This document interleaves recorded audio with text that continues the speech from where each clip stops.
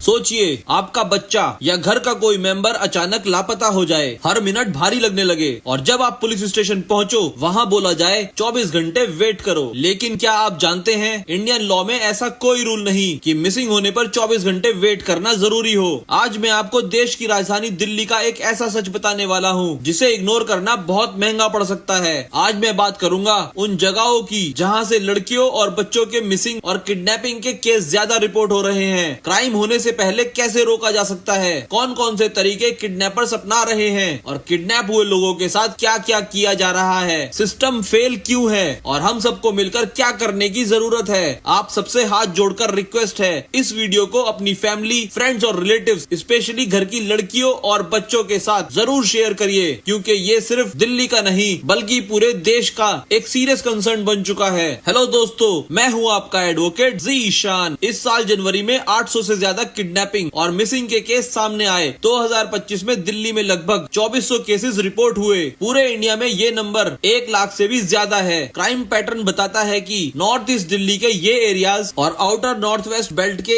इन areas में serious crime activities ज्यादा notice की गई हैं। लेकिन अब पूरी दिल्ली हाई अलर्ट पर है। किडनैपिंग बढ़ने का एक बड़ा रीजन है human trafficking, force prostitution, illegal marriages, domestic slavery, bagging rackets, child labour और कई बार ऑर्गन ट्रेड जैसे क्राइम्स के लिए लड़कियों और बच्चों को निशाना बनाया जा रहा है। किडनैपिंग करने के ऑफलाइन और ऑनलाइन तरीके सामने आ रहे हैं। सबसे फास्ट ग्रोइंग मेथड है online grooming. Fake Instagram IDs, gaming app, WhatsApp या फेक प्रोफाइल्स के थ्रू क्रिमिनल्स माइनर का ट्रस्ट जीतते हैं और फिर मिलने के लिए बुलाते हैं। मार्केट में, रोड पे ट्रेंड रोते हुए बच्चे और प्रेग्नेंट लेडीज के थ्रू इमोशनल ट्रैप बनाया जाता है, जो मदद के नाम पर फेक इमरजेंसी क्रिएट करते हैं और आपको अपने साथ चलने के लिए मजबूर करते हैं। डेटिंग एप्स पर भी ब्लाइंडली ट्रस्ट करना खतरनाक हो सकता है। तरीके हजार हैं आज क्रिमिनल्स के पास। एक सवाल उठता है, जब हर जगह कैमरेज लगे हैं, सर्वेलेंस बढ़ रहा है, तो क्राइम रुक क्यों नहीं रहा? क्रिमिनल्स को कैमरे की मदद से पकड़कर उसे रिश्वत लेके छोड़ देना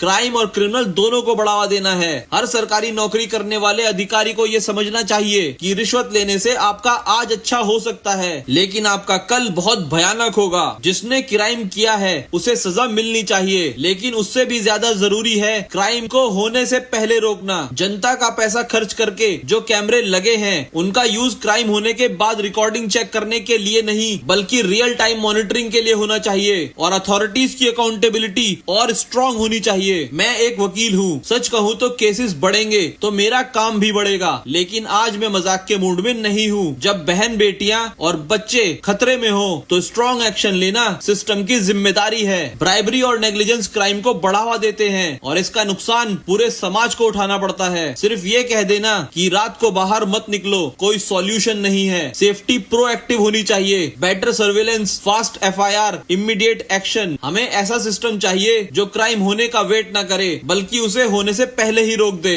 अगर आप मेरी बात से सहमत हैं तो इस वीडियो को मैक्सिमम शेयर करिए। ये जिम्मेदारी सिर्फ सरकार या नेताओं की नहीं, हम सब की है। अपने इलेक्टेड रिप्रेजेंटेटिव से सवाल पूछिए, उन्हें अपना कंसर्न बताइए और सेफ्टी को प्रायोरिटी बनवाइए। कमेंट में जरूर बताइए आपके हिसाब से क्राइम रोकने का सबसे इफेक्टिव तरीका क्या हो सकता है। हो सकता है आपका आइडिया किसी की जिंदगी बचा ले। मुझे फॉलो करके सपोर्ट करिए, क्योंकि आप लोग ही मेरी स्ट्रेंथ हो। जय हिंद।